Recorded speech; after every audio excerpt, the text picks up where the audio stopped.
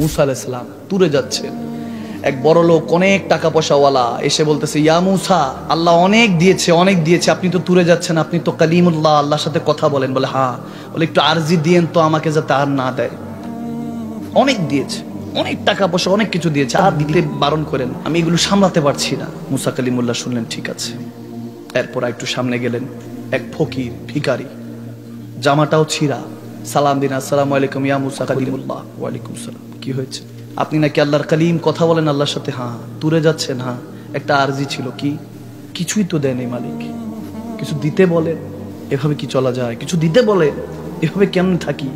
মুসা কালিমুল্লাহ শুনলেন, সবচেয়ে ধনী সবচেয়ে গরিব, দুইটা আরজি নিয়ে কালিমুল্লাহ তুরে গেলেন। আল্লাহ বলেন মুসা, দুইটা আরজি কি? এক বড় লোক প্রচুর দিয়েছেন, মানা করতেছে আর দিতে না। আচ্ছা। আর দ্বিতীয় জন প্রচন্ড ভিখারি, কিছুই বলেন নাই, কিছু একটা দেন, কিছু দিয়ে তাকে মনটা ঠান্ডা করেন। আল্লাহ বলেন, ঠিক আছে যা, প্রথম জনকে বলবেন শুকরিয়া করা ছেড়ে দিতে, আমি কেড়ে নিব। কি করা ছাড়তে? শুকরিয়া করা।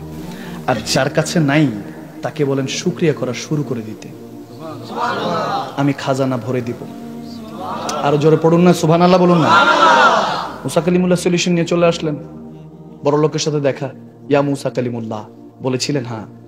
কি বললেন? আল্লাহ বলে, তুমি যা দিয়েছে তুমি শুকরিয়া আদায় ছেড়ে দাও, ছেড়ে দাও, আল্লাহ কমিয়ে দিবে। বলে কিভাবে শুকরিয়া আদায় ছাড়বো?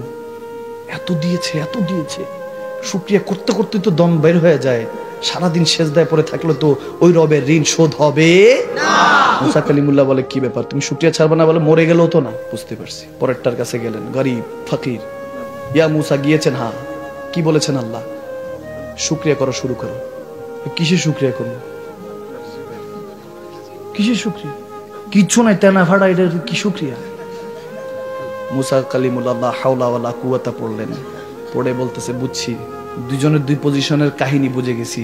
লাইন শাকারতুম লাযিদান্নাকুম। ঠিক কিনা? শুকরিয়া করলে বাড়িয়ে দিবে কে? আল্লাহ। একবার উচ্চ আওয়াজে পড়েন আলহামদুলিল্লাহ। বান্দা কি আল্লাহ থেকে বেশি বুঝবে? যেটা দরকার অতটুকুই দিবে, এর বাইরে কিচ্ছু নিতে পারবেন না। আপনি খোদার কসম করে বলছি, আপনার যেটা সেটা আপনার থেকে কেউ ছিনে নিতে পারবে না। আর যেটা আপনার না, আপনি শত চেষ্টা করলেও সেটা আপনার হবে না। আল্লাহ জান্নাত দিতে চায় আপনাকে, ফাদখুলি ফি ইবাদি ওয়াদখুলি জান্নাতি। আল্লাহ দিতে চায়, আপনি নিতে চান। নিজের কাছে আস্ক ইউরসেলফ, নিজেকে জিজ্ঞেস করুন, হ্যাঁ পেরেশানি আছে, তাহলে একবার আলহামদুলিল্লাহ পড়েন যে হ্যাঁ আল্লাহ তুমি পেরেশানি এই জন্যই রেখেছো, আমি জানি তুমি পেরেশানি না দিলে আমি তো তোমাকে স্মরণ করার সুযোগ হবে না, এই জন্য তুমি পেরেশানি দিয়েছো, যাতে বারবার বলি আল্লাহ আমারই পাইলা। আল্লাহ বলে, হ্যাঁ তোরই তো পাইলাম।